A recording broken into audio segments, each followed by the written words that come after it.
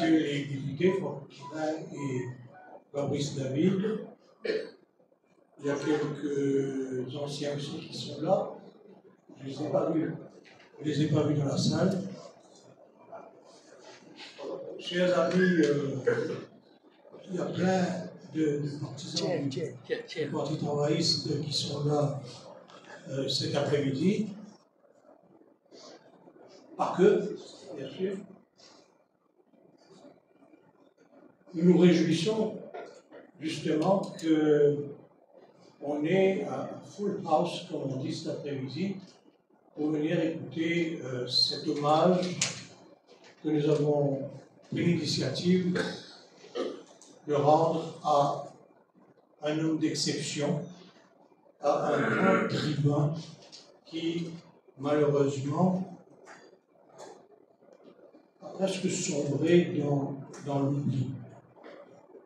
Je reproche toujours au pouvoir en place de développer ce qu'on appelle l'amnésie, surtout par rapport aux opposants, aux adversaires, etc. On procède une immense gomme élastique pour effacer l'histoire, pour biffer ceux qui, souvent, ont contribué à faire de ce pays ce qu'il est devenu aujourd'hui.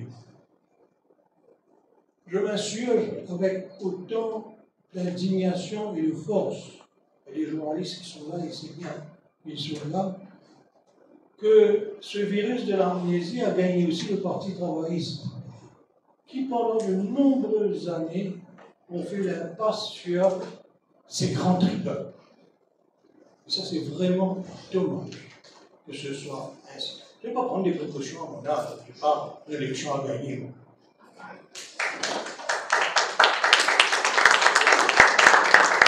C'est dommage que ce soit ainsi. On oublie Sylvie Vassen. Heureusement, la crinière blanche de Saroudini nous rappelle un peu ce coup de père. On oublie le docteur Forget. Angoulême, si ça continue, on va l'effacer complètement. D'ailleurs, l'aéroport ne porte plus son nom, comme vous le savez. Ça, c'est impensable. J'ai des amis sur Aramca qui annoncent pour l'atterrissage, nous atterrissons à Plaisance, ou nous atterrissons à SSA, aéroport SSA, pour ne pas citer le nom de Angoulême. C'est incroyable quand on pense à comment on peut tenter d'effacer l'histoire récente, alors que Angoulême, même si on ne l'aime pas, a été l'artisan de notre indépendance. On peut ne pas aimer un créole un peu soulard. C'est un peu la réputation qu'on lui a faite à l'époque, de tous les grands blancs. Mais on ne peut pas oublier que Rosemont a été un des premiers à nous faire rêver de l'indépendance. Grâce à lui, nous avons eu le 1er mai comme jour férié, entre autres réalisations. Et si nous, si la jeune génération dans la salle oublie tout ça, et dans quelques années, il ne restera plus de tribuns, il ne restera que les vainqueurs pour écrire leur propre histoire. Et leur panégyriste, bien évidemment. Et c'est vraiment dommage que ce soit ainsi. Sans plus tarder, parce que nous remercions le vice-président de la République, dont la présence témoigne de son intérêt, d'une part, et c'est très bien ainsi, dont la présence témoigne que lui n'est pas devenu amnésique comme les autres. Parce que si on oublie Rosemont, ben lui, je lui donne 2 semaines. C'est ça. Je me permets de l'interpeller de cette manière parce que vous devinez que nous sommes des amis de très longue date. Sans plus tarder, Eddie va nous dire quelques mots parce qu'il a une autre fonction tout de suite après. Eddie.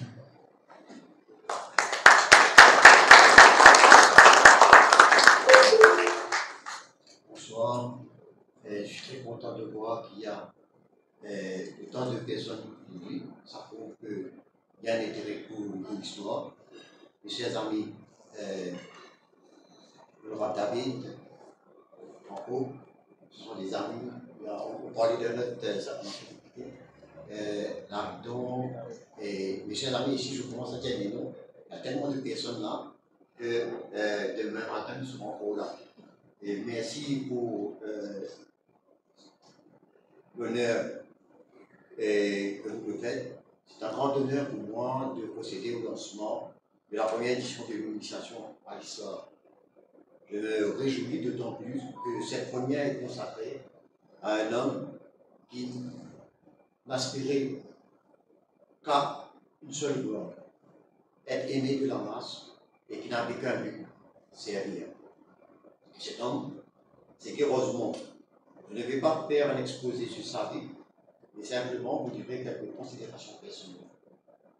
Après sa mort, les témoignages attestent des qualités humaines admirables et le caractériser, sa simplicité, sa gentillesse, son empathie, son sens de l'écoute, sa bienveillance, son action sans intérêt personnel, toujours disponible pour aider les gens.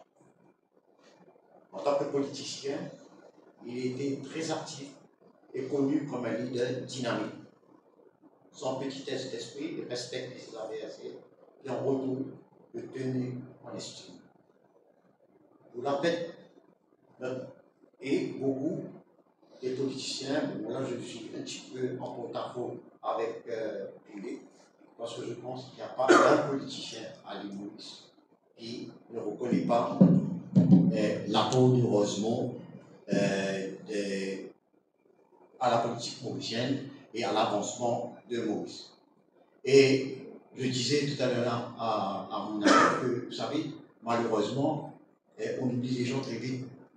Par exemple, je prends le cas en France, ben, si vous demandez à un jeune Français qui est de Gaulle, il ne saura pas. Et pire, en gros, si on lui demande qui est de Russe, il ne saura pas. Aussi, Guy Rosemont, mais pour nous, pour moi, Guy Rosemont a été l'ami des hommes qui n'a jamais hésité à écouter ses électeurs. La simplicité et le service étaient dans son sang. On disait même que ce café est un grillage. Jamais aucun homme public à Maurice n'avait été aussi intimement associé à la vie des hommes et des petits, écrivait Raoul Rivet en hommage à Rosemont en mars 1956. Rosemont mérite plus que tous autres le titre de Working Class Hero pour une double raison. D'abord, il est issu de la classe des travailleurs qui s'emploiera à défendre jusqu'à ses dernières forces. Oui, et surtout, il avait compris qu'il fallait aussi se battre pour améliorer les conditions sociales par l'engagement syndical et en œuvrant pour l'obtention de la pension universelle et un programme de santé afin, enfin, de prôner l'indépendance de Maurice, indispensable dans sa lutte contre le capital. Rosemont n'est plus, mais le souvenir qu'il laisse restera à jamais comme une source d'inspiration pour la classe ouvrière du pays et pour beaucoup de politiciens. Mesdames et messieurs, je profite de cette occasion pour féliciter mon ami Finet pour cette louable initiative de mettre les historiennes et les historiens sous le feu des projecteurs à la même enseigne que des écrivaines et des écrivains. Maurice, une naissance, il y en a beaucoup d'historiennes et il y en a beaucoup d'historiens qui travaillent dans une condition bien difficile. Et bon, félicite pour votre vocation et votre acharnement à fouiller dans un des temps résolu. Mais moi, j'ai une petite tendance et nous interpréter un défaut dessus. C'est que moi, en tant que politicien, je fais une recherche sur le côté politique.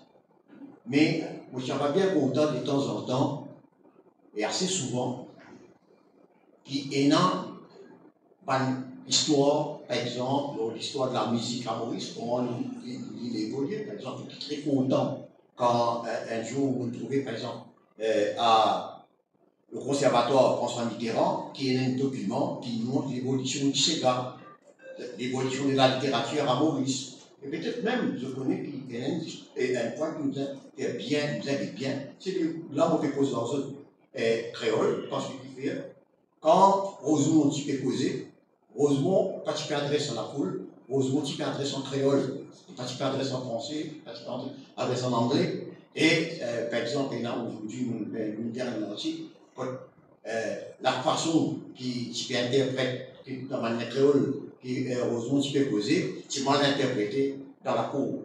Et moi, on peut dire comme ça, par exemple, même l'évolution, il y a des mots qui sont changés dans le créole mauricien, qui peut-être que demain, si un historien tu vas par là, ça va aider beaucoup la jeunesse à comprendre, pas juste l'histoire politique de Maurice, qui est très intéressant, mais aussi d'autres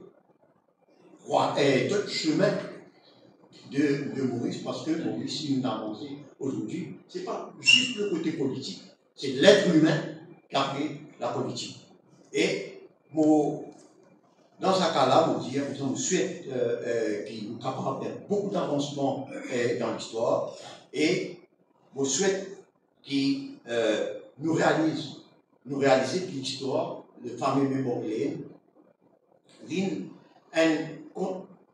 permet-nous pose beaucoup de questions originales le passé, et puis l'histoire, c'est une mémoire vivante où l'héritage du passé amène-nous comme on était aujourd'hui. Et ce qui est important, et là, je vous remercie, ma science historique, bien relire dans chaque génération, parce qu'il y a un mot changé, et vous connaissez, on ne peut pas dire comme ça, on ne peut pas utiliser un mot, mais le mot qui est utilisé dans les années 1800, il était dans la même signification aujourd'hui, parce qu'il rappelle sans cesse que l'homme a une époque, et qui est bien, il y a un besoin tout le temps, l'homme a tout un besoin de gagner la liberté, de faire son histoire, de lire son histoire, et la liberté d'écrire. Et là, beaucoup de sites qui fait un argument qui dit que nos problèmes et nos crises d'aujourd'hui constituent des questions originales à poser au passé. Et celui-ci est une mémoire vivante où les héritages rejoignent les engagements. La science historique doit le relire pour chaque génération de peuple, puisqu'elle rappelle sans cesse à l'homme notre époque, qui en a bien besoin, sa liberté de lire, son histoire et sa liberté de le faire. Fin de citation.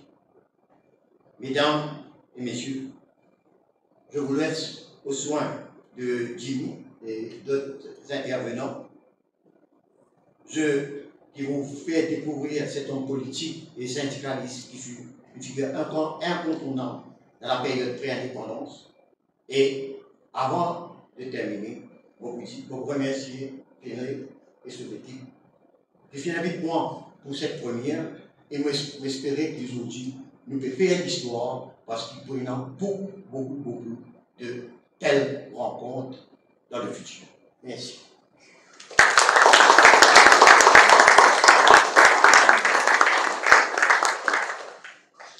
C'est bien d'avoir invité chose parce qu'il ne manquera pas de faire monter ce message plus haut au siège des décisions qui doivent être prises,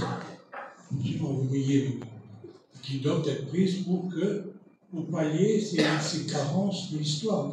En fin de compte, comment est née cette opération d'aujourd'hui? C'est la suite des événements qui ont secoué, comme vous le savez, le Collège royal de Curepipe et le pays. C'est en fin de compte, ce qui s'est passé au-delà du chapardage des jeunes, c'est l'ignorance de l'histoire. Parce que si les élèves du Collège royal de Curepipe et ceux de Port-Louis avaient lu Rémi Ollier, ils auraient su que sans Rémi Ollier, ils n'auraient jamais eu accès au collège royal. Et cette méconnaissance de l'histoire, cette carence, justement, qui provoque l'ignorance, forcément.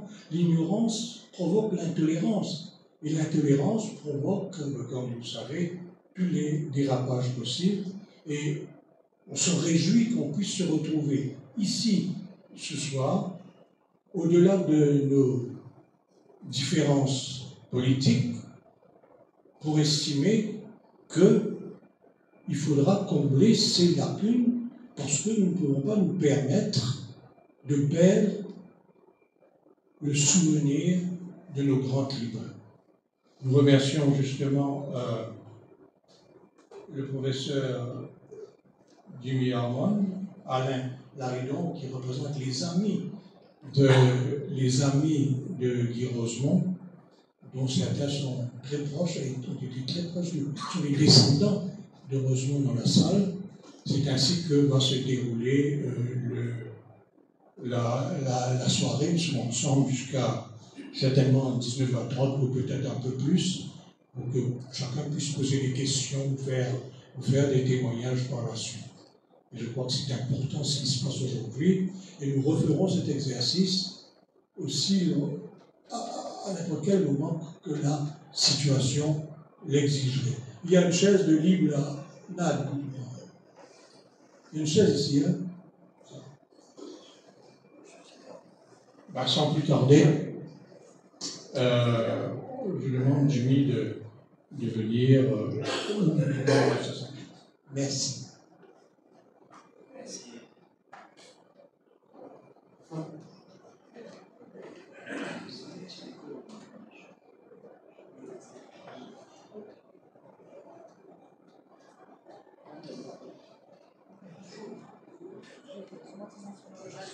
Oh, voilà, c'est. Vous m'entendez à l'arrière? Oui. Bonsoir à tous. Donc, monsieur le vice-président, Bois Saison, les députés Franco, Fabrice, Sarojny,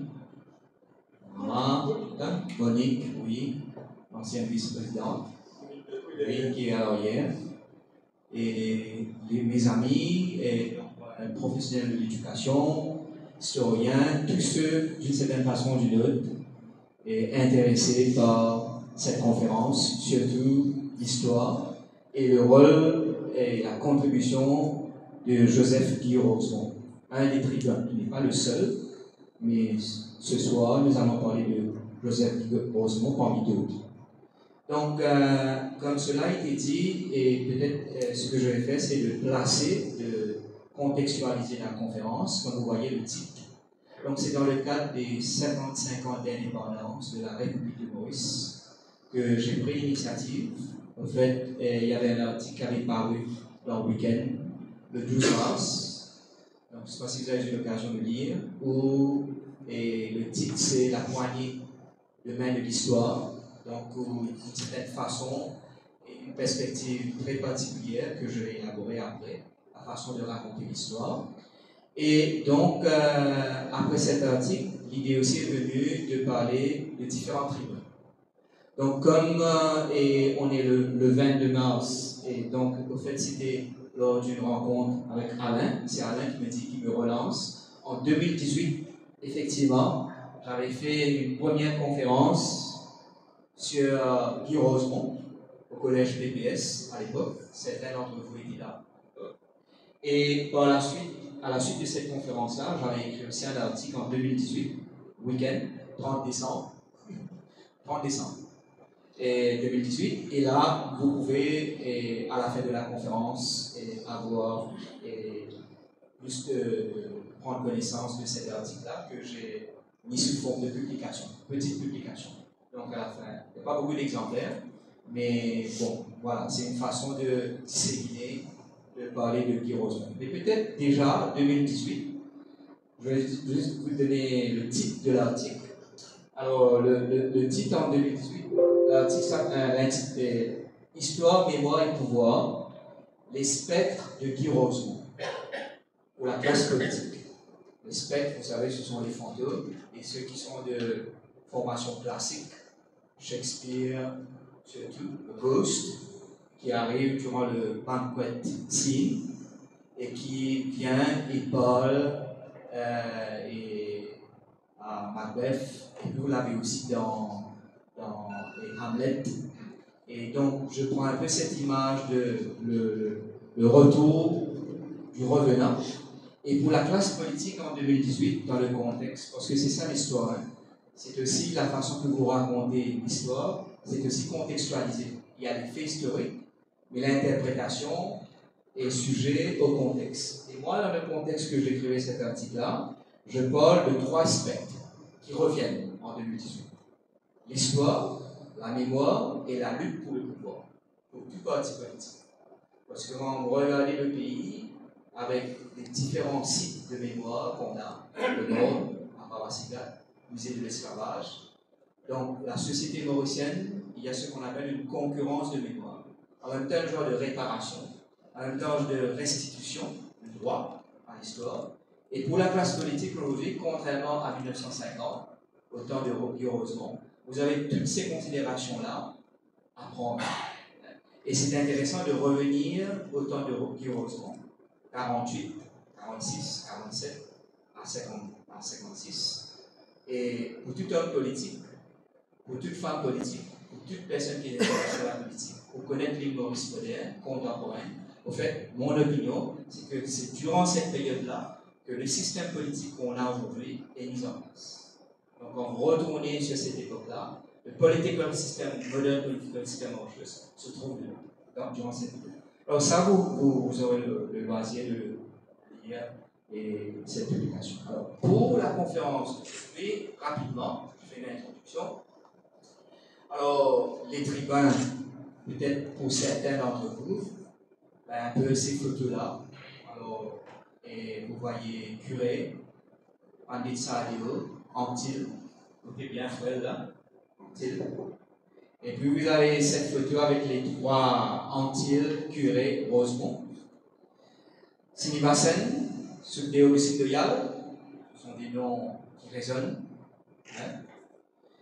Hein? Jules Koenig, il y a une belle biographie de Jules Koenig. Et c'est intéressant cette biographie parce que dedans, et ça en même temps nous aide à comprendre l'histoire de notre pays, la position de Jules Koenig, on sait très bien, était contre l'indépendance. Mais l'auteur, quand vous lisez le livre de Jules Koenig, vous comprenez avec du recul pourquoi il y a eu aussi une opinion contre l'indépendance. Et bien sûr, tout progressiste dirait non, pas possible. Oui, je le suis d'ailleurs. Mais quand vous lisez le contexte, la biographie de Jules Koenig, vous avez certains éléments et ça vous aide à comprendre le contexte, pourquoi une partie de la population. Et c'est assez particulier dans ce contexte-là, parce que tous les pays africains colonisés à l'époque, la mouvance c'était la libération pour l'indépendance. Et dans le contexte mauricien, c'est aussi particulier, on a eu une élection prophète, référendum. Et en même temps démocratique. Donc les gens se sont exprimés pour ou contre l'indépendance. Donc, retourner sur Jules Koenig nous permet aussi de mieux comprendre l'île Maurice profond. Pourquoi, dans le pays, à un moment donné, il y a eu des gens qui ont voté contre l'indépendance. Abdul Razak Mohamed, très intéressant, très important de connaître Abdul Razak Mohamed, sa prise de position à l'époque, le best of the system, il y a là, en fait, avec le CRM. Et bien sûr, qui ne connaît pas Gaëtan Duval, donc Gaëtan, beaucoup a été dit sur lui, il y a un beau documentaire de Alain Bourgeois, film même sur Gaëtan Duval. Et la photo ici, au fait, c'est cette photo que j'ai prise, que j'ai mis pour illustrer l'article dans le week-end, le 12 mars. Vous voyez cette poignée de main, fort symbolique, et qui dit tout, hein, qui dit beaucoup de choses. Poignée de main entre Nelson Mandela et De Klerk. Poignée de main, vous avez plusieurs photos symboliques comme ça dans l'histoire. Sauf avec Covid, on ne se sert plus les mains. Il y a aussi toute une recherche qui est en train d'être menée dessus à propos en chef d'État. Actuel, assez effacé durant les constitutional talks. Et c'est intéressant, tout à l'heure, peut-être Gabriela va vous en parler un peu des archives et tout. Et dans les. Vous savez, pas mal de documents ont été déclassés, déclassifiés. Il y a mon ami Pierre qui est là, historien. Et pour nous, c'est un régal d'avoir ces documents-là, parce que les Anglais, comme vous connaissez le système administratif britannique, c'est le tout en minutes, qui s'en a dit ça, et ils ont des commentaires sur chaque politicien. Ils ont des appréciations sur qui est qui et comment il est durant la vie. Et là-dedans même, dans le minutes, il dit this one is a bit lazy. Je ne vais pas vous dire le nom.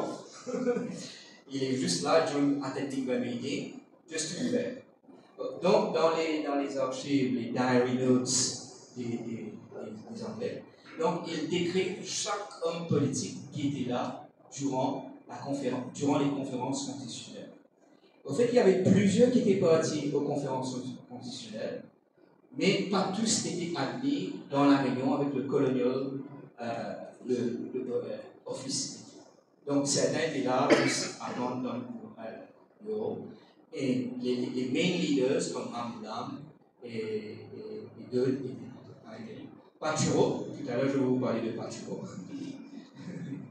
Pachuro est très lié à l'histoire de Guy Rosemont.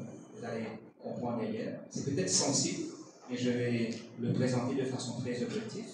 Parce que l'événement qui s'est passé entre Guy Rosemont et Pachuro, la génération est encore là.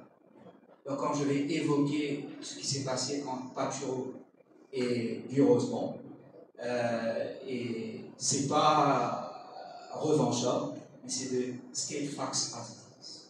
Mais je sais quand même que ça va créer quelques sentiments de remous. Mais c'est l'histoire, et c'est rapporté dans les journaux à l'époque. Et il est très important de prendre cet événement qui s'est passé entre Pachuro et Rosemont pour comprendre l'étiquette Laraquet. Vous allez voir plus tard comment c'est arrivé, pourquoi ça vient de ce côté de cet incident qu'il y a eu entre Pachuro et Rosemont. Alors, l'indépendance, Chagos, vous autres. On ne peut pas parler des 55 ans de l'indépendance sans parler aussi de Chagos. Et dans les archives, les declassified documents, on sait qu'il y a eu une grande victoire pour l'État mauricien, pour l'île Maurice, la République, le jugement de l'International Court of Justice. Ça a été quand même au-delà de politique partisane, mais c'est quand même une victoire pour la décolonisation, dans le processus de décolonisation. Mais dites-vous bien, il y a eu tout un débat dessus. Est-ce que les politiciens qui étaient là avec les Anglais savaient qu'on allait prendre Chagos ou pas? Alors, dans un télégramme anglais, les Anglais britanniques disent ceci, en 1965. En fait, ce télégramme-là sort tout juste après la conférence de presse du PMSD. Donc, le PMSD exprime un certain désaccord au niveau, il y avait à un moment donné un gouvernement d'unité nationale, ils démissionnent en deux, et ils font une conférence de presse et ils dénoncent pour dire qu'on est en train de vendre Chagos. Et là, Londres fait sortir un câble, comme ça s'appelle à l'époque, et dit ceci: discussion about Chagos took place separately and in confidence with ministers. Et elle dit que dans ce document-là, qu'au fait, at no place in time, Chagos was linked to independence. Il veut dire que depuis 50 ans, on parlait d'indépendance, et que c'est après un moment donné que la question de Chagos est. Bon, c'est diversement interprété. Ce que je vous dis là peut être interprété différemment, mais at least pour nous historiens, ce qui est intéressant, parce que le discours dominant à ce jour, dans la presse et tout, jamais on n'a parlé de ce document-là. Et c'est ça l'intérêt pour tout historien, de faire vérité autour de cette question de Chagos. Donc il vient un petit peu et pas aller dans le sens qu'on a l'habitude d'entendre. Ça. Alors, pour un petit peu vous donner l'esprit dans lequel est l'indépendance des 55 ans, moi-même, en tant que citoyen, et dans le forum, le Mauricien et peut-être Mars même, j'avais écrit 2 articles sur René Noailles. que beaucoup de Mauriciens ne connaissent pas. Il y a eu une seule thèse universitaire sur René Noirieux. Et ce n'est pas à l'Université de Maurice, c'est en France. René Noirieux, c'est un grand intellectuel mauricien, 1912-1984, qui a connu Roosevelt, qui s'est fait ostraciser par son milieu social parce qu'il était pour l'indépendance. Il travaillait à Reims, il habitait Grande-Rivière et il a préféré quitter Beaubassin pour aller à Grande-Rivière, vivre parmi les gens pauvres, sans électricité, sans eau. Et Gaëtan Renal, René Noirieux, je pense à Gaëtan Renal, alors René Noirieux est immense et nombre de poèmes décrits, et en 1968, alors il a écrit sur plusieurs pseudonymes. Un pseudonyme, c'est Jean Guérin, et c'est lui qui a écrit sur le procès de Missine Loyal. Alors si c'est une publication, au-dedans il raconte comment Missine Loyal et la lutte de Missine Loyal et Basléo, là, je ne parle pas de Sudéo. Donc Jean et René Noirieux. Et cet extrait que je vais vous lire là, c'est un poème, un long poème, en 67 strophes, avec strophes. Long poème. Il écrit ce poème-là après les émeutes de 63. Vous savez, il y a eu 2 émeutes comme si liées à l'indépendance. 63, 3 boutiques. Et les émeutes de 3 boutiques, tragiques, parce que il y a eu quelques troupes avant, et puis il y a une causerie qui est donnée à 3 boutiques sur la paix. Après cette conférence-là, après cette causerie-là, un policier est agressé. Et je crois qu'il meurt, oui, parce que dans le journal de Ken Jean-Paul. Et puis vous avez 2 autres personnes, donc ça fait une trouble terrible dans le pays, 68. Et là, voyant cela, pas encore 68, là, le gosse pas à 68. René Noirieux écrit un long poème. Et malheureusement, vous savez, intellectuel, ben ça c'est lu que par les intellectuels, mais c'est intéressant pour nous aujourd'hui, Mauriciens, cet héritage intellectuel venant de René Noirieux. René Noirieux, c'est un africaniste. Quand nous l'y à l'époque, c'est un peu le France Fanon mauricien. Il prend une position bien tranchée, bien radicale. Il a voyagé beaucoup et tout. Et donc, il écrit un poème où dedans il dit « Seule est la voie de l'indépendance, qui nous découvre le plus de nos faiblesses, l'éclat de nos volontés. Il faut avec courage y aller comme ça, avec ardeur, à l'heure de l'histoire qu'on ne peut falsifier légère et seconde. » Et là, il demande au peuple de ne pas tomber dans le piège du communalisme et de la racialisme. Donc, le Félina a un grand tribun, hein, d'abord, c'est pas juste politicien. Le Félina aussi, dans cette époque-là, un intellectuel et un journaliste, écrivain, que malheureusement, le discours dominant, comme le Félina a dit, comme le Félina amnésie, on les a oubliés. Et c'est là qu'aujourd'hui, et cette conférence avant-hier, on va essayer de rectifier, corriger cette erreur. Alors j'accélère et je vais terminer dessus, puis je vais passer la parole. On va jouer un petit documentaire et puis on va entrer dans le vif du sujet. Ce qui est peut-être bon, là c'est beaucoup plus ma démarche, c'est un petit peu, c'est pas parce c'est important que je le fasse. Et dans le milieu université, c'est dessus qu'on juge de conférence. Alors, Pierre Colligo me disait. Et il y a Tania Diol aussi, qui connaît bien, qui était dans le département de CRSA et tout. C'est-à-dire quand on aborde des thématiques comme ça, il n'est pas juste une question de l'opinion. Vous êtes capable, bien sûr, c'est une opinion, mais il faut démontrer comment vous avez construit votre opinion. Et c'est dessus qu'à la fin, on va dire, ouais, oui, ben, ok, oui, etc. Et on peut aussi discuter de la manière que vous avez construit votre opinion. Alors, comment moi j'ai construit mon opinion autour de Rosemont? D'abord, ce qu'on appelle approche pluridisciplinaire. Pour qu'on comprenne Rosemont sur l'époque, c'est pas juste l'histoire, c'est pas juste Alrodé qui date 1950, 1906, 1907, c'est pas Tinaka, c'est pas Tinaka. C'est important d'avoir l'histoire, mais c'est pas que ça. Donc, il faut aussi vous documenter sur sciences politiques, communication, sociologie. Maintenant, quand on parle de préjugés, la psychologie sociale, ce qui vient de se passer dans le pays, il y a une bonne dimension dedans de psychologie sociale. La façon que ça a été répercuté sur Facebook, la façon que cela a été repris, la façon que cela a été commenté. C'est un préjugé, mais avec tous ceux qui savent le développer, c'est ça qu'on appelle psychologie sociale. Donc, en regardant, en analysant Rosemont, il est très important de ne pas rester historiciste. Parce que c'est une question date l'année. Donc, une approche pluridisciplinaire.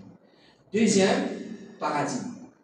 Alors, ça, c'est un terme qui souvent servi à l'université, paradigme. Au fait, c'est une école de pensée. Dans quelle école de pensée? J'ai mon ami, collègue Pascal Nadal qui est là. Il faut le radio maintenant, explique paradigme, école de pensée. Alors, ma démarche à moi, ce que je vais vous présenter là, c'est-à-dire moi, Alain et Gabriela, le tout ensemble, c'est ce qu'on appelle une approche étude postcoloniale de l'histoire. C'est-à-dire, nous avons l'histoire from below. History from below, les petits développements. Nous parlons d'histoire du pays, un grand historien. Voice from the below. C'est ça qu'ils appellent subaltern studies. Et, étonnamment, c'est même de malheureusement, je n'ai pas connu suffisamment l'histoire du pays et l'école n'a contribué grandement à ça. J'espère que chaque fois le cause là, mais malgré toute la réforme qu'il y a, mais ne pas investi fait. Dites-vous bien, études postcoloniales. Un de ma dimension cause avant, j'ai dit que études postcoloniales, postcoloniales, et ce théorie supérieure. Et qui dit dans NDS 15 septembre 1945. Désormais, en fait, il ne nous intéresse plus à savoir qui a été le vainqueur de la bataille de l'île de Basse et quelle a été la bonne du temps de l'intendant Poivre. Ça n'a pas été intéressant, ça ne pas bien connu qui met la boule de l'État et qui s'est là et qui s'histoire le roi Jose, Patel et la reine des Rocheuses. C'est pas ça qui est intéressant. C'est l'histoire de notre souffrance qui sera notre histoire. C'est ça qu'on appelle, dans ces propos de Bissine-Léal, sur Théo, il ne faut pas, il y a Bas-Théo avant, c'est trois frères, trois géants, Bas-Théo, sur-Théo, sous-Théo. Et quand vous lisez leurs écrits, extraordinaire. Faux, bien faux. Et ça, je tiens à dire, et je dis, mon adversaire acharné, le Rambla. Ce que tu retrouves, c'est toujours avec la même façon de penser que Rambla. Mais après, ils vont bien sûr mettre de côté leurs différents pour l'indépendance du pays. Mais c'est quand même une façon de penser et bien en avance sur le temps, les Bissine-Léal, sur des Bissine-Léal. Méthodologie, et alors, comment, tout ce qui va être dit là, comment on a fait pour pouvoir dire ça? Alors, nous avons fait RSS, un journal, et donc ça c'est moi que j'ai été aux archives, donc surtout, pas de tout, mais pendant cette période qui Rosemont finit en public, dans la vie publique, 46 à 50, je ne parle plus plus que ça.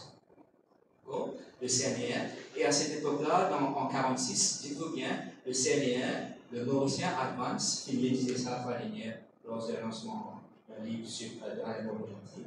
Donc à un moment donné, ça 3 journaux-là sortis, un seul journal, 3 dans un. C'est l'époque de la guerre, et c'est vraiment CNR complètement opposé à Mauricien et encore plus à Advance. Sorti aussi.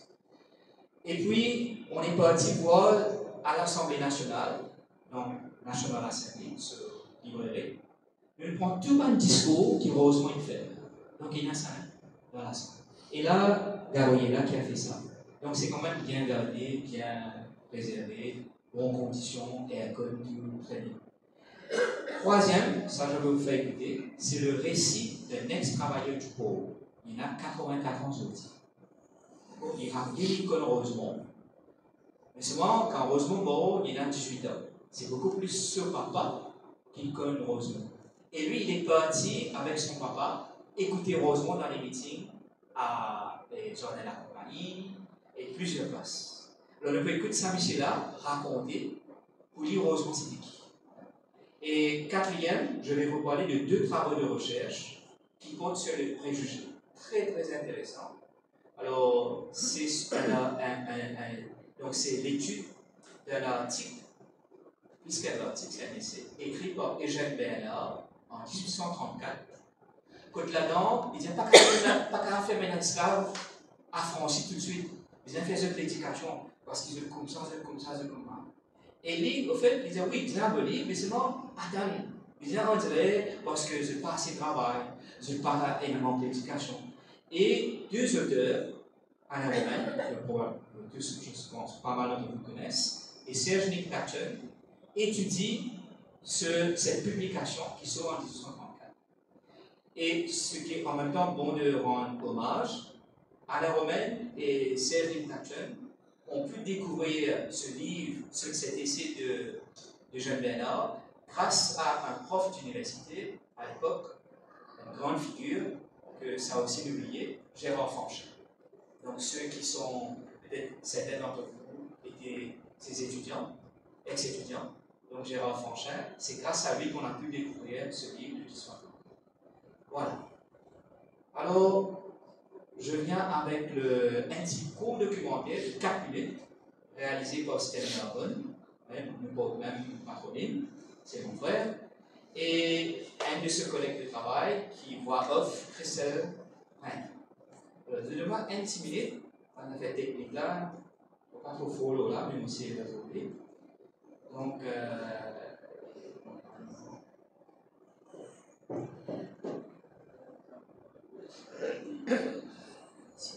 non, stop, si je fais comme ça.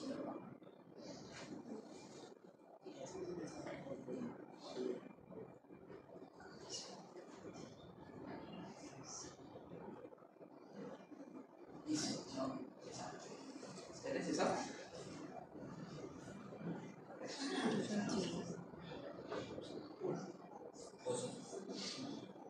Voilà. Joseph Guy Roson fut né 15 novembre 1915 dans Beauvais. Son papa s'appelle Joseph Alexis Anatole Roson. Sa maman est Mademoiselle Joséphine Maud d'Ambé. Ils sont mariés en 1901. Guy Roson tient un frère, Philippe, et un sœur. Joseph Guy Roson fut né 15 novembre 1915 dans Beauvais. Son papa s'appelle Joseph Alexis Anatole Roson.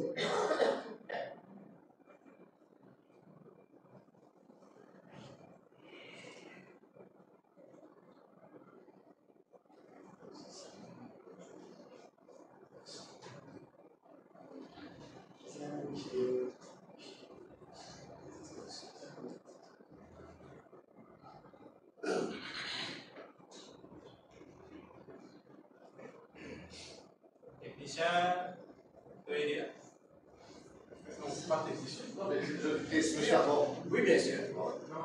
Parce que sinon, si tu me regardes qui là, après il s'est un PC, puis un PC présente ça. Ça le faut, il est lourd.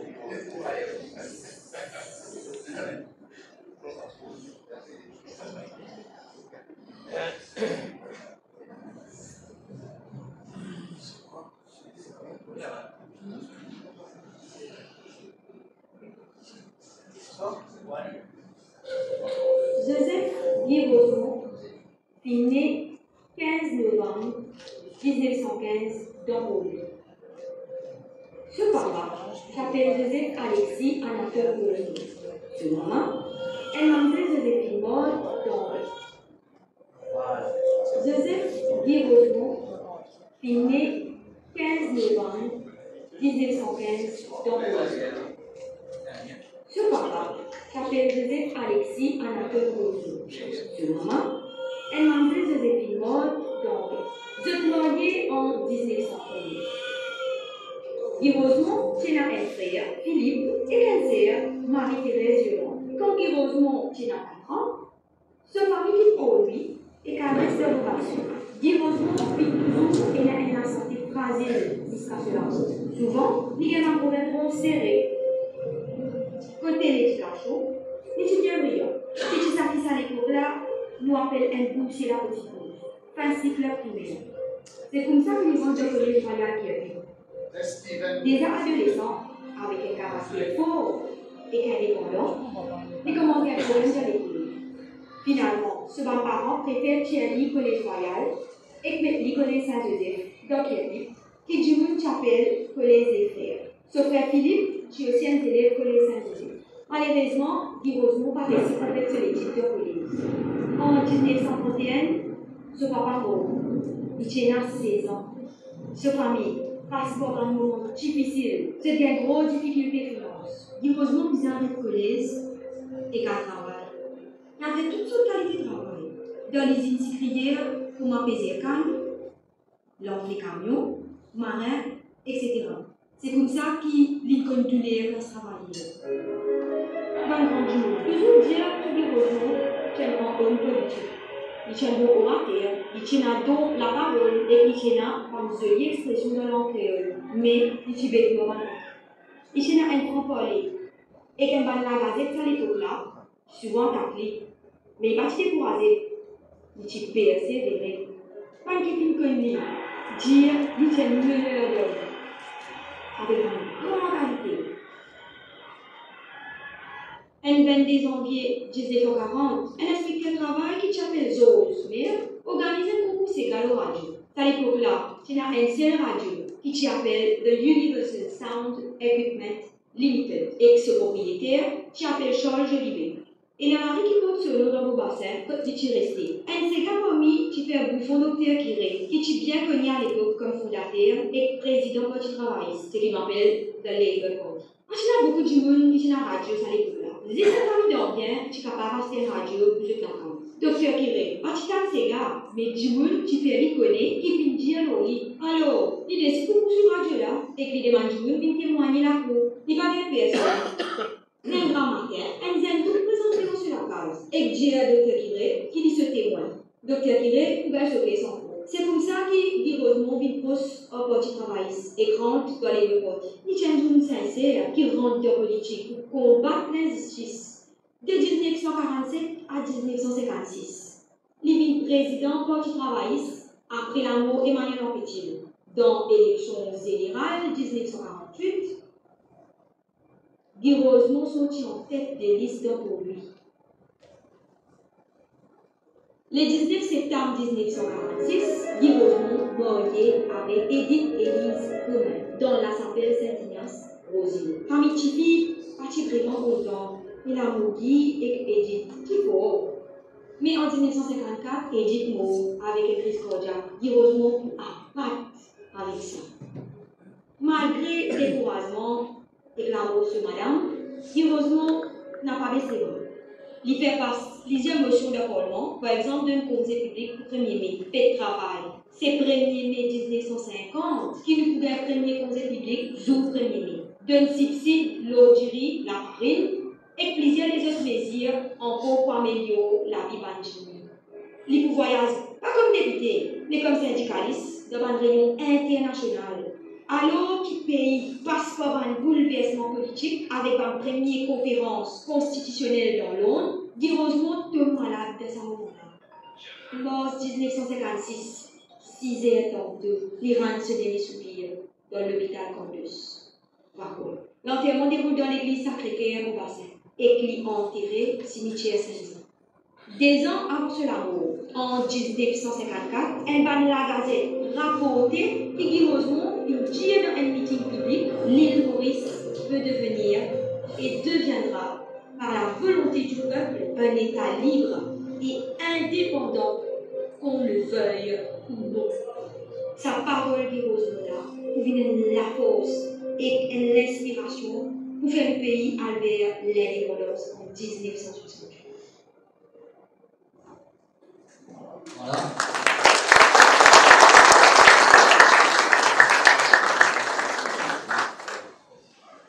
Alors, donc, un petit commentaire qui résume la vie de Rosemont. Et alors, sans plus tarder maintenant, et vous passez un petit peu. Et alors, donc, si vous n'êtes pas remettre ça en PowerPoint là, c'est vrai. Alors, on va juste faire un petit commentaire après ça et on passe la parole à Alain et à Paridon qui vous donne facettes de Rosemont, surtout sur relation avec Sylvain. Alors, on va juste montrer deux, trois petits slides.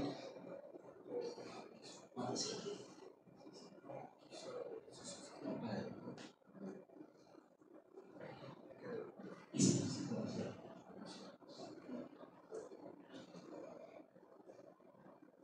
Bon, ça c'est ma lieu de mémoire, comment le dire. Et carrez bien la lumière, s'il vous plaît. Ma lieu de mémoire. Donc, nous tenons une souvenir Rosemont, qui maintenant est à côté de le grand terminal Victoria Terminal.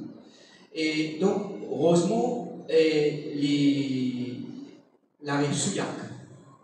Et la Casa tombe aussi une partie côté la Riboca. Mais voilà, ce qui me permet d'attirer votre attention, en 2018, quand je fais ma première conférence, je cherche où l'habiter et tout, je vais là-bas, à Pauvé, je trouve cette là. Super. Donc, vous filmez et prendre la photo. Maintenant, 2023, platine disparaît. Donc, voilà un peu comment à Maurice, la mémoire est traitée. Et vous vous trouvez à côté là, c'est la porte là. Donc, avant, comment c'était là? Ça, c'était 2018. Quelques années. Voilà, maintenant, il n'enlève pas.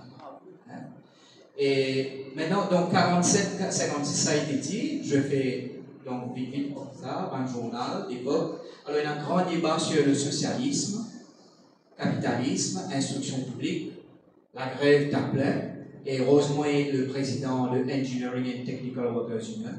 Il est le président du syndicat à Fort Sturgeon. Et c'est important de retenir ça. Tout à l'heure, je vais en parler. Et donc, je passe la parole maintenant à Alain Laridon, qui vous parle de Guy Rosemont. Là, il y a une photo. Vous trouvez comment il y a arrivé?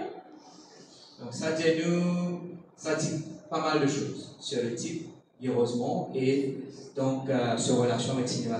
Et ce que Alain comprend, c'est que Rosemont aussi, il a un côté féministe dans ce monde. Vous allez entendre ce. Bonsoir tout le monde, camarades. Au fait, c'est que moi, on est vraiment intéressé avec l'histoire de Guy Rosemont. C'est ça la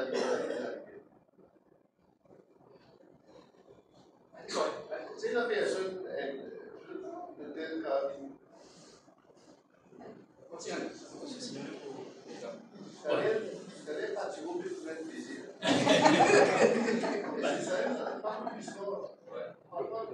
Comment on fait pour nous intéresser avec la vie de Guy Rosemont? À partir de 67, qui me tiennent indépendantistes, je suis à 15 ans, je suis pour l'indépendance. Je suis un camarade qui est télo, qui a eu l'occasion de faire ça au Rwanda, qui est devant qui dit campagne pour lui. Et tout le temps, il faut Rosemont, pardon. À partir de ça, on intéressé à la campagne tribune. Et d'ailleurs, dans les mois, il dit, par exemple, une personne qui est intéressée avec l'histoire-là, nous voulons aller dans le mois de juin, il y a un Sylvain pour lancer l'anniversaire. Dans le mois août, Emmanuel Antil pour lancer l'anniversaire. C'est un tribun qui est un mois qui est capable de suivre.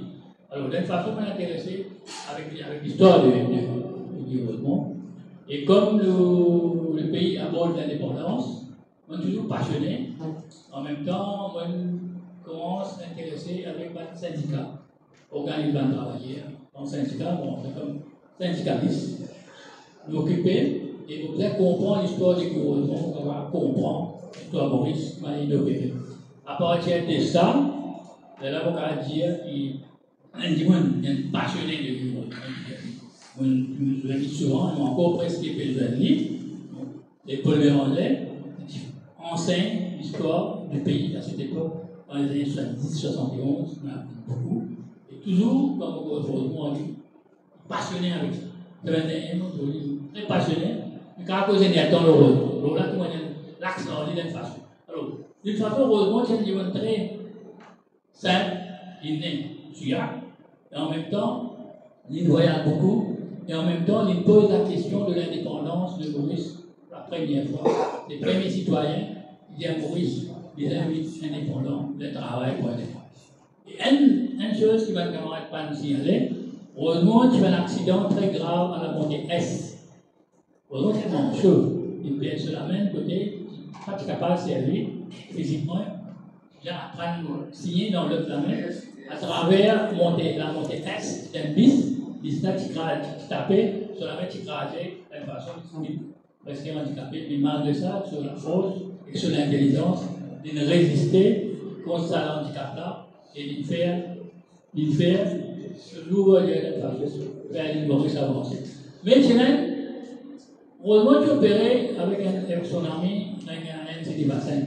Ça, c'est une complicité extraordinaire, ça déjà. Tout le temps, tu opérais ensemble. Et tout le temps, en fait, pour lui, tu es toujours ensemble. Et en même temps, quand madame qui est intéressée par la politique, tu encourages de faire la politique. Et il y a une dame qui s'appelle Madame Damou, Mme Chan, mariée avec Idriss Damou. Cette madame-là, à l'époque-là d'alors, la population mauricienne est très conservatrice, surtout Mme Maurice dans la foi islamique, comme Mme qui est musulmane. Il y a beaucoup d'attaques lorelles et beaucoup de persécutions que Mme n'a pas rentre dans la politique. Ça veut dire d'une façon qui plie out de la politique. Heureusement, il y a une situation, elle plein vert, convaincu pour rentrer pour une causer d'un meeting. Et Salvo-là, c'est presque inanimé. Devant la case de Mme Damou, qui est dans un rassemblement, on pèse Mme-là, elle prend engagée dans la politique. Quand on est dans les deux, ça dit là, c'est dans la case de Mme Damou, heureusement, il y a un papier. Nous là pour défendre toi. Quand chacun de nous pose un pistolet en dessous de notre pouce. C'est une façon pour protéger Mme Damou, pour capable de faire politique. Très très difficile à l'époque-là, Madame faire politique, très très conservateur. Et il a décidé pour encourager Mme Damou à faire politique. Et Mme a bien conseillé pour lui d'une façon comment être capable de continuer à faire la politique. Alors ça, c'est un pas pour penser à la contribution de Rosemont fait au niveau de la politique et au niveau de sécurité Madame, et toujours pour considérer qu'elle féministe d'une façon et encourage les autres dames dans la politique. D'ailleurs, nous avons rentré, les autres dames, la Sicoré rentré, c'est une dame qui participe au développement à l'intérieur de Maurice. Et ce madame aussi, Madame Rosemont, il y a comme une passée devant ce Rosemont. Alors là, à côté de Rosemont, on pose un petit rôle dans ce madame. Et aussi pareil, j'encourage ce bonhomme dans la politique comme elle est Rosemont. Et Rosemont, c'est un monde très sentimental. Pour les armées se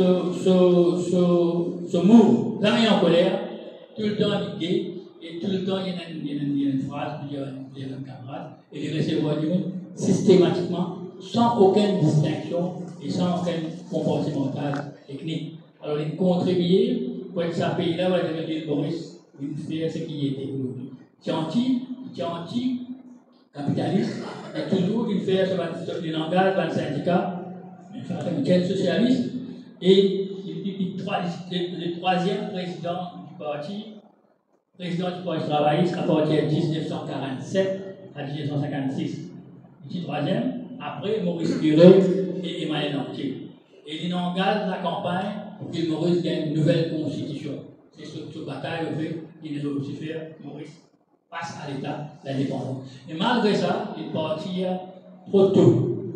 10 ans de faire, mais dans le contexte, si Rosemont est un bassin qui est encore arrivé jusqu'à 67, pour campagne 67, vous pensez, moi, 44% parti pour vote contre l'indépendance. Ça dit là, la Dieu là, qui vous ramène dans le Mauricien, plus conscient, la cause de l'indépendance. Le départ, il arrive vite, d'une façon, il dérapait. La bataille de l'indépendance avec l'association, il bouge d'une façon, un peu communalisée d'une façon. Je te pour ramener dans une base idéologique, dans une base de combat, et 44% parti pour vote contre l'indépendance à partir de notre présence là. Alors, vous pensez, moi, qui nous faisait comprendre, pour nous comprendre l'avenir, nous faisait comprendre l'histoire. C'est intéressant quand même de parler comme ça, confondu de tous les tendances politiques, vous pensez là, qui nous faisait mettre la tête ensemble pour nous comprendre l'histoire du pays. Il est vital, ne pas connaître l'histoire de nos pays, ne pas connaître où nous pouvons aller, et puis on a beaucoup de dérapages, comme dans le collège royal, ça pouvait de plus en plus, pour ne pas rester nous, d'une façon, d'une base, comme un Mauricien, et nous savons que l'histoire. L'île Maurice, l'histoire est très riche. Beaucoup de tribunaux qui passent, ils consolident Maurice. Ça pas dit ça dehors, Emmanuel Anquille, que ce soit Guillaume Rosemont, c'est un grand tribun, nous voulons lire ce passé et pour comprendre l'île Maurice, comment nous sommes capables de développer dans les prochaines décennies. Alors, c'est mon contribution dans un sens-là. Et mon travail là, il n'est pas terminé là, et nous devons compléter, il est actualisé. Parce que nous avons beaucoup de jeunes qui sont intéressés politique, et beaucoup de mouvements politiques qui sont nés, beaucoup de retrouvés, extra-parlementaires, qui nés. Mais bien comprendre l'histoire au pays, après, capable de faire politique pour comprendre l'avenir. Si vous ne pas comprendre l'histoire au pays, vous ne pouvez pas capable de faire politique. Bien que nous passer pour comprendre l'avenir. Merci beaucoup.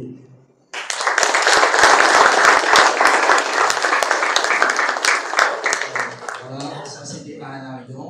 Donc, et toujours un peu dans la méthodologie, c'est la voix de celui qui était impliqué, donc il est même engagé dans la politique.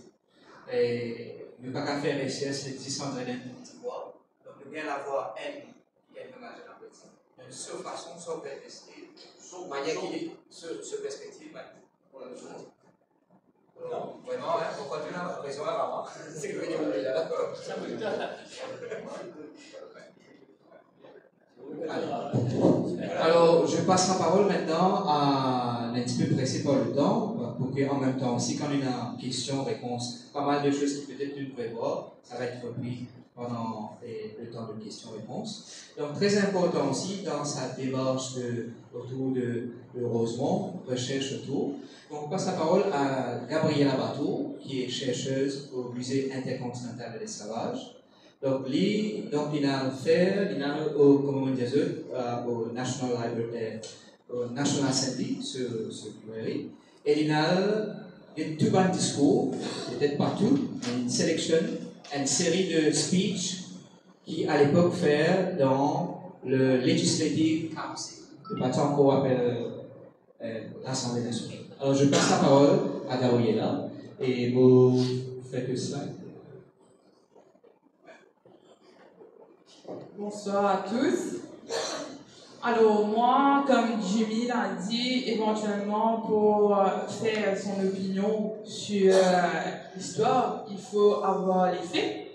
Donc tout ce travail-là a été fait éventuellement à la bibliothèque de l'Assemblée nationale et je pense qu'il faut changer de tout.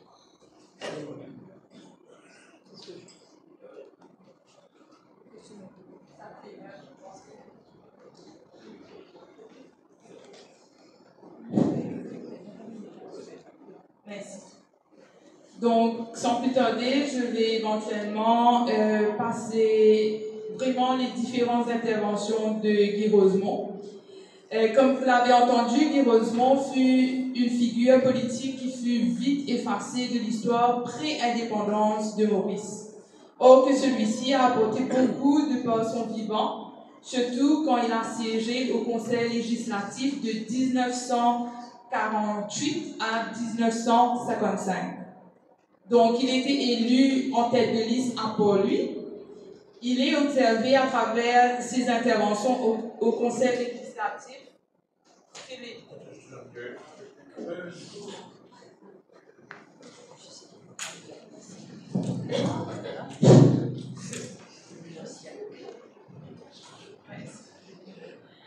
Donc, il était le porte-voix de ses mandants en défendant différentes causes: éducation, alimentation, consommation, santé, possession de terre, conditions des travailleurs. Et à cette époque, il ne faut pas oublier la situation des vétérans qui étaient rentrés de la Seconde Guerre mondiale. Ce dernier avait des qualités passablement remarquables. Je cite là un extrait de ses débuts d'intervention en 1948. But just as he has been coming under the question of titles and decorations, he may be under the impression that certain of us have been to the elections to be called honorables. Donc, cela fait signe de son humilité, car il ne s'attachait pas au titre, mais son rôle principal en tant qu'élu était d'être la voix des sans-voix.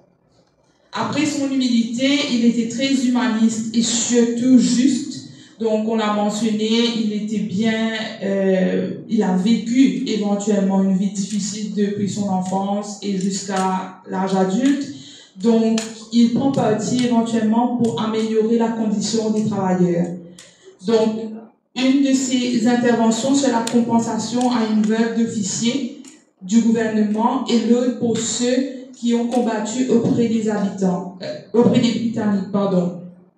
Donc, éventuellement, à travers ses interventions, il pousse même le gouvernement à bout pour payer compensation à ceux qui éventuellement ont combattu.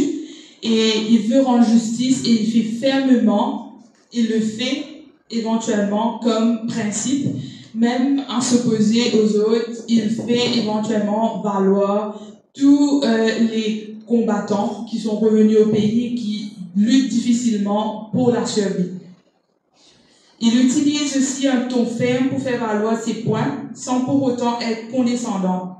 De nombreux extraits retrouvés prouvent que c'était quelqu'un qui n'avait pas froid aux yeux, jusqu'à même s'opposer à ses camarades au conseil pour les votes de loi qui étaient davantage en faveur du gouvernement que des gens de la colonie, chose intolérable pour lui. Il était à côté des travailleurs de différents secteurs, comme je l'ai mentionné un petit peu plus tôt. Donc, il y avait différents secteurs qui s'épanouissaient à l'époque, donc l'agriculture, la pêche, même le port. Il avait une aversion face à l'exploitation dont les employés faisaient face, ou même le manque de reconnaissance vis-à-vis des vétérans. Il était quelqu'un du peuple, qui parlait pour son peuple. The liberty of the people, comme vous pouvez le voir. Donc, il y a un extrait, le 4e slide. Donc, juste là. Et étant lui aussi de la classe ouvrière, il comprend la peine du monde. Il parlait également d'une île Maurice sans communalisme. C'était vraiment un point très important pour lui. I think the best way to get rid of communalism is to allow people to discuss freely between themselves so that they can become a big family in Mauritius. Et je reprends sur cette citation, le secrétaire colonial de l'époque lui dit que les gens feront des erreurs. Et lui statue en disant que non, on ne peut pas capable du monde ni pour faire erreur avant. Laissez faire ce erreur et il y a apprendre des erreurs. Et il était ferme dans tout ce qu'il disait éventuellement parce qu'il avait une vision pour son pays.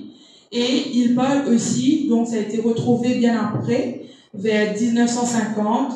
Pour lui, le dialogue aiderait à consolider le vivre en commun et en harmonie. Il y croyait. Et pour cela, il parlait de l'ensemble de la colonie, toutes couleurs confondues. Donc, tout le monde était concerné par sa vision pour une île Maurice. Après la minutieuse consultation de ses interventions au conseil, éventuellement, il y en a beaucoup. Donc, il y a des livres et avec quand même beaucoup d'interventions. J'en ai sélectionné quelques-uns très poignants éventuellement et cela montre qu'il était quelqu'un qui avait une tendance pour la... Il peut être perçu comme quelqu'un qui avait une tendance pour la bouteille, sauf que contournant cette étiquette, il défendait la cause des travailleurs et tous les gens de la colonie. Il était fermement contre l'injustice et l'exploitation vis-à-vis des travailleurs. Il prônait aussi l'égalité des chances à travers l'éducation, qui était pour lui le moyen de graver les échelons. Et il dit aussi que, éventuellement, l'éducation était réservée qu'à certains qui empêchaient éventuellement d'avancer dans la société, d'atteindre un niveau de vie bien meilleur. Arraqueur, oui ou non, peut-être. Mais harangueur, certainement que oui. Et ça même les écrits, ces déclarations attestent.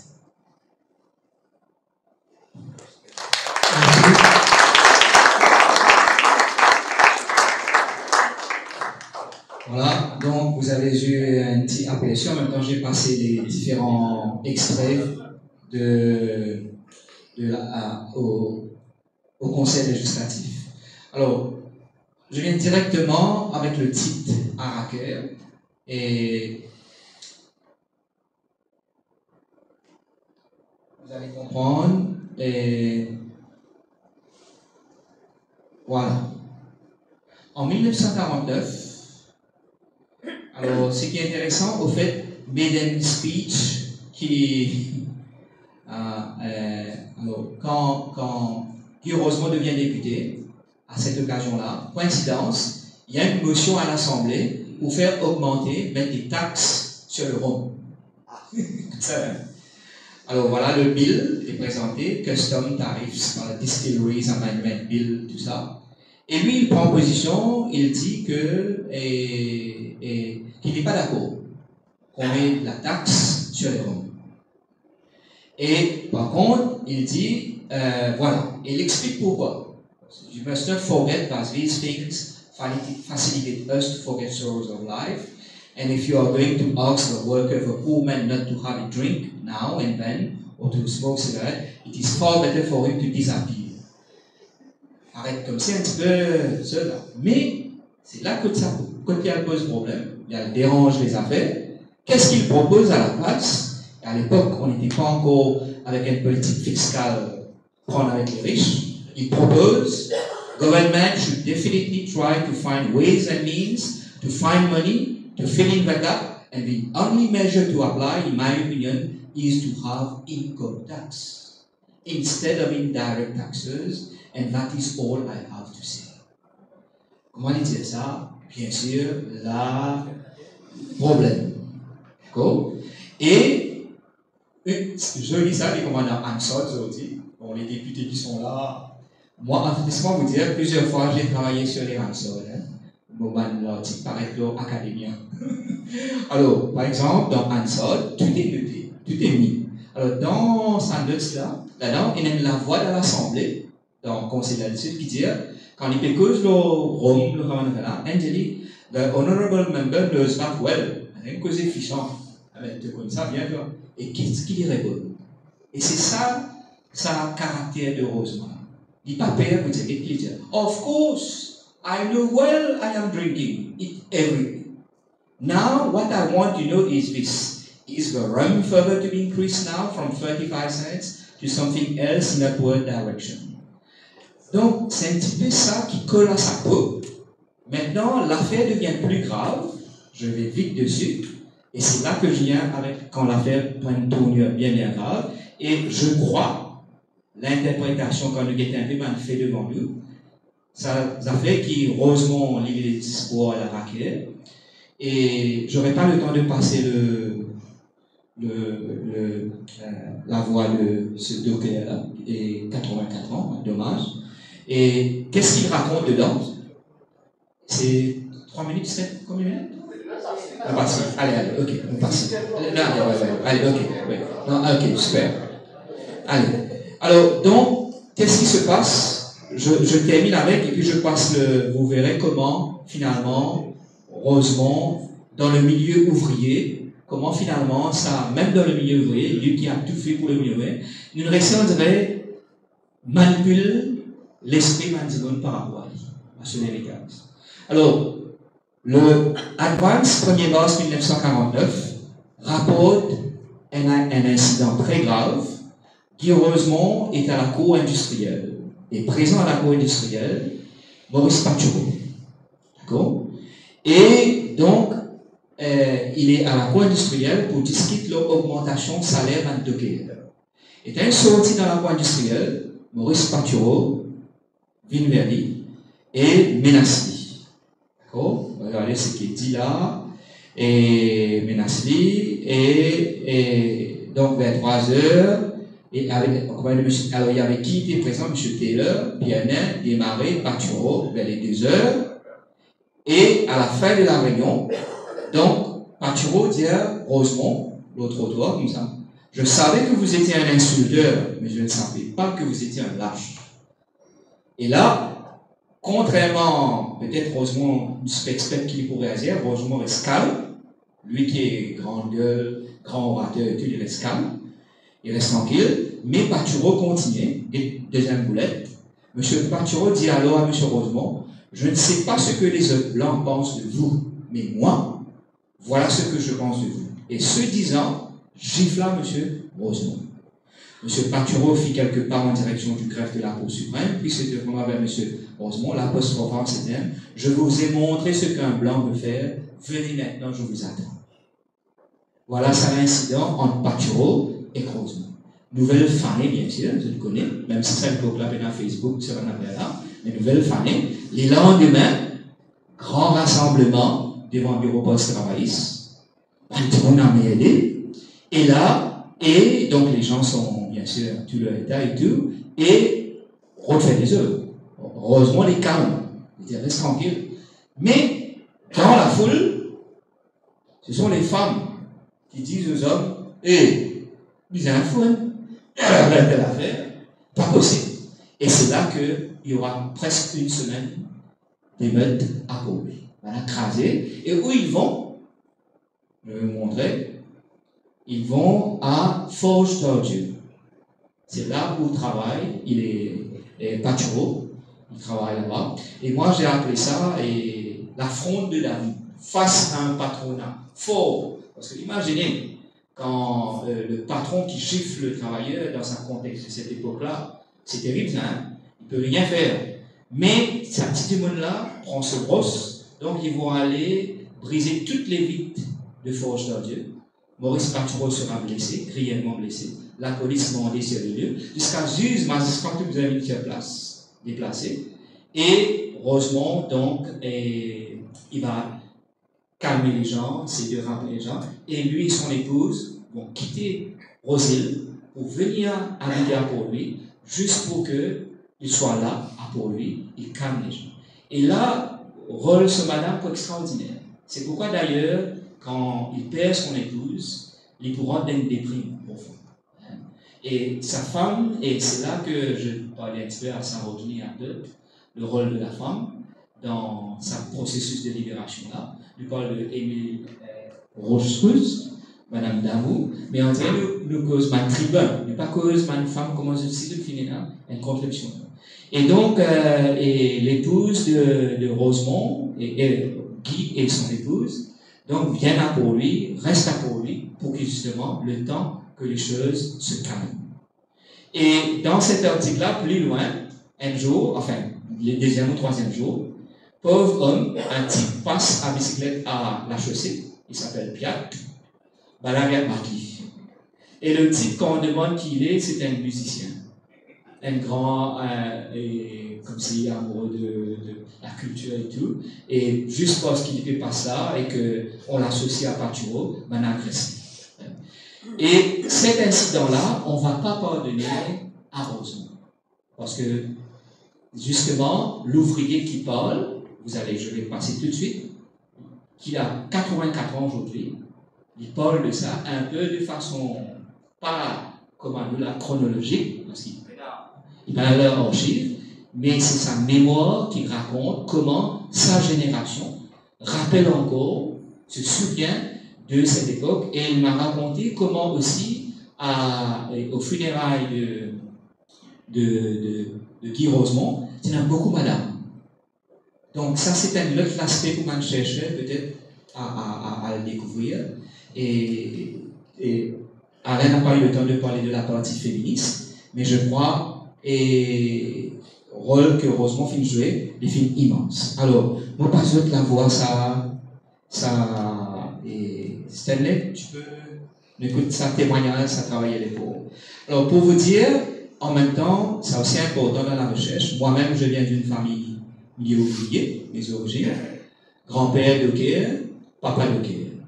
Donc, et qui habite la case d'Oc, vous voyez la chapelle Saint-Antoine-Coson, là pour lui, vous inquiétez pas, et c'est là dans ce milieu-là. Et heureusement, c'était ce base, c'est ça son monde. Alors, je vais vous faire écouter l'ouvrier qui parle de Rosemont.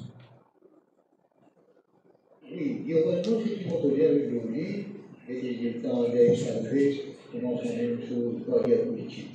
C'est un frère, pourquoi, qui répond, la casa, pourquoi, on va l'expérience peut exister. heureusement, les idées qui sont déjà arrivées, mais la politique là, qui sont déjà tellement, on va dire, il fait une remontée, montre sur popularité. D'ailleurs, finalement, il y avait un mot avec la popularité là. Ici, sur la question, on va dire, d'un petit baril divin, mais quand on va sur l'école, il y a tout. Alors, on va dire, pour montrer qu'il y a un petit monde qui est arrivé, qui populaire, pas de je ne sais pas comment dire, pas de choses grandières, choses grandes, on va dire que les gains, comment dire, sympathiques, tous les autres. Mais finalement, mais chaque individu conflit, ils vont les chercher pour lui. Et quand il vient, je ne sais pas qu'il a fait. Mais dans ce photo longtemps, quand il était dans cette campagne, il était en Canada, il est dans une boutique qui s'appelle, une boutique bien populaire. Mais là-dedans, c'est dans cette photo, avec ce baril divin et tout. Voilà. Après, il y a une petite chose qu'il faut bien faire. L'école, jamais tu arrives, tu donnes 10 000. Jamais l'école, tu donnes 10 000. Le matin, quand tu es rentré, depuis ça, on a un peu d'enfants. Mais, on va dire que toujours, tous les enfants, si vous voulez voir dîner, de deux dîners, dîner plein dans le voisin. Après, on a pour primer, on va dire pour. Et de toi, on va dire, un soutien. Et de là, pour se vivre bien, de ça, pour un enfant. Après, j'ai fait ça. Après, il y a une première bagarre qui me bébé, à côté de Pachiro. On pense Pachiro qui trouve passer la mer dans le Romagnien et tout est descendu en bas, dans le côté Saint-Antoine, vis-à-vis, côté de l'Express et tout ça. Des Pachiro là. Des Pachiro qui arrivent. Vous êtes une panne rivière, on va regarder à toi. J'ai finalisé quelque chose. Je ne vais pas dire heureusement, je ne sais pas plus combien. Mais pour mettre à l'eau, je ne sais pas plus combien. Mais là, pas que moi, je suis final rasé. Bonne femme, bonne ouvrière, bonne travaillée. Notre approche, des draps, toute la fenêtre qui est en passant dans Chine. Et la fenêtre qui trouve, comment dire, d'un côté, c'est maintenant. On comprend? En toute grosse tache de piste que j'avais, oui. Et voilà, après, il y a une tas d'histoires qu'il ne faut pas oublier.